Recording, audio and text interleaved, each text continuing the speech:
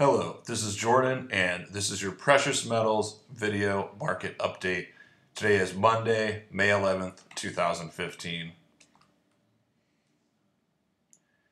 And first, let's take a look at the weekly chart of GDX going back to 2010. Now, note the arrows. There's 5 red arrows which mark the 80-week moving average on a daily chart. That's the 400-day moving average. We have talked about the importance of this moving average in numerous videos, and just to show you again, you can clearly see the moving average. It marked support in early 2011, then it marked resistance at the very end of 2011, early 2012.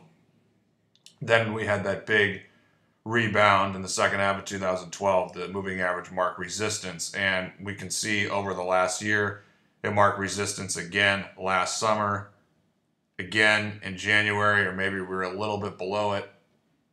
And so clearly that is going to tell us, are we in a bull or a bear market with respect to the gold stocks? And once we get above that moving average, then we can say very confidently we're in a new bull market. Now, I also show the 40-week moving average in blue, which is equivalent to the 200-day moving average. And you can see that that provided resistance.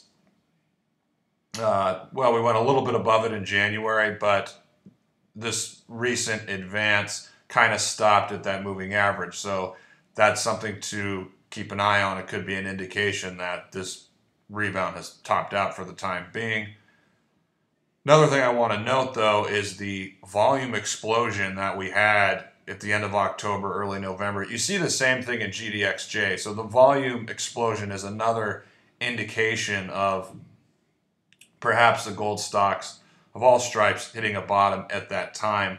Now, at the bottom of this chart, I show GDX against gold. Remember, that was very strong for most of 2014. Then it completely collapsed starting in last summer. And now it's showing a little bit more strength. I think the difference now and why we're going to see this hold is that there's some fundamental factors, and I've talked about this several times.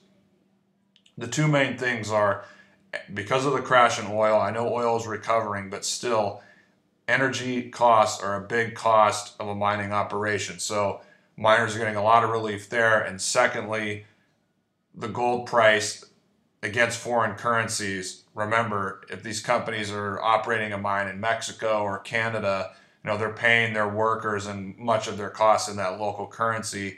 And even though gold against foreign currencies is correcting right now, it still has had a huge move over the last year or so. So those are reasons why the gold stocks relative to gold are in much better shape, and why I think that is probably going to hold. Moving along, the next chart I'm looking at is, this is how the bottom played out from 2000 to 2001. And this could be similar to now. I mean, there's several similarities between where we are right now and where we were in 2000, 2001. I mean, with respect to precious metals and also to some degree the equity markets. Now, here we have the gold stocks at the top. We have gold at the middle, gold against foreign currencies at the bottom.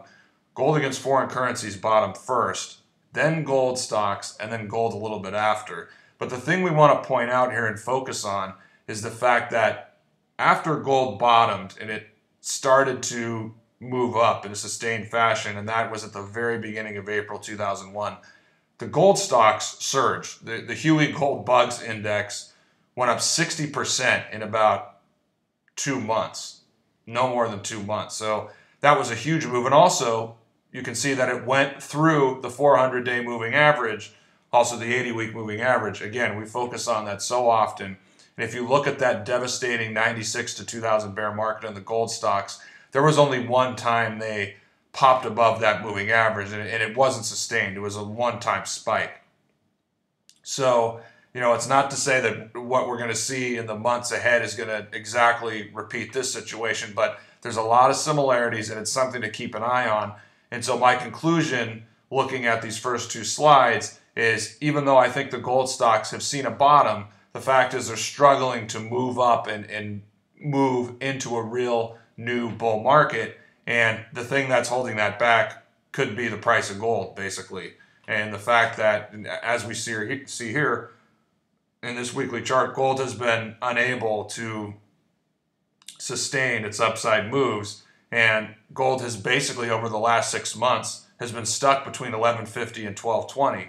I mean, it's been stuck between that level aside from about 5 weeks. So it's spent 85% of the time of the past 6 months in that range.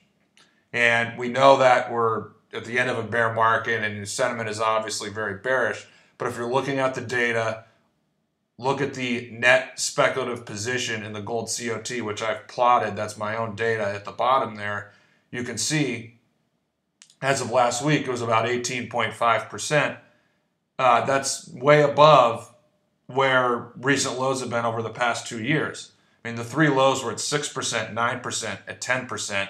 And at those levels, gold basically rallied anywhere from about 15 or 16% to 22%. So gold at 18.5% right now, sentiment is not bearish enough for us to see this sudden huge spike or spike induced by short covering. So, I mean, which way is this going to go? We don't know, but there's really two scenarios. The one scenario is gold breaks below 1150, and then that could really set up the final collapse, the end of this bear market, where gold bottoms somewhere around 1,000, 1050, whatever. But in that scenario, you would see all these speculators would exit their positions, and that net position would probably be, who knows, it could be 1%, it could be 6%, it might even be negative. But that's one scenario that could produce a bottom. The other scenario is we kind of get a long consolidation, again, for the most part, between 1150 and 1220, which would gradually kind of weed out more speculators, and we would get the net position lower. So that's the scenario. In any event, I really don't see gold as a threat to make a big move up here anytime soon. I just don't see it. And that could be why the gold stocks, even though I say that they've probably bottomed, that could be why they're just struggling to sustain a rebound and really bust out of the bear market. So those are my views for today. Thank you all for listening and watching. If you want to follow more of my work, visit thedailygold.com.